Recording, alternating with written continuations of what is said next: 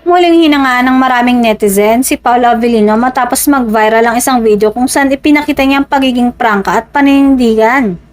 Ang insidente ay unang kumalat matapos ibahagi ng isang netizen ng clip sa mga social media platform na agad namang umani ng libu-libong reaksyon mula sa social users.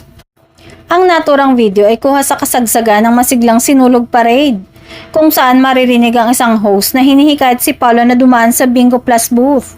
Binanggit pa ng host na naroon na raw ang madalas niyang makasamang aktres na si Kim Chiu, na kasalukuyang isa sa mga high-profile celebrity endorsers ng nasabing online gaming platform.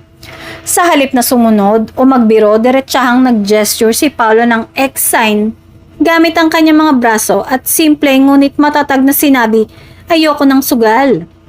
Ang kanyang malinaw na pagtanggi, kahit nasa gitna ng masayang selebrasyon, ay agad na tumatak sa maraming netizens.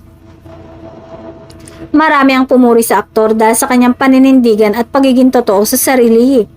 Ayon sa mga comment online, bihira daw makakita ng artista na kayang tumanggi sa ganitong sitwasyon, lalo na't may kaugnayan ito sa isang sikat at pinapaborang brand. Para sa ilan, ipinakita ni Paolo na hindi lahat ng oportunidad ay kailangang tanggapin, lalo na kung salungat ito sa personal na paniniwala. Sa huli, ang insidenteng ito ay muling nagpatibay sa image ni Paolo bilang isang artistang may prinsipyo at integridad. Hindi lamang siya hinahangaan sa kanyang husay sa pag-arte, kundi pati na rin sa kanyang lakas ng loob na magsabi ng hindi kapag kinakailangan. Isang katangiang lalong nagpalalim sa respeto at suporta ng publiko sa kanya.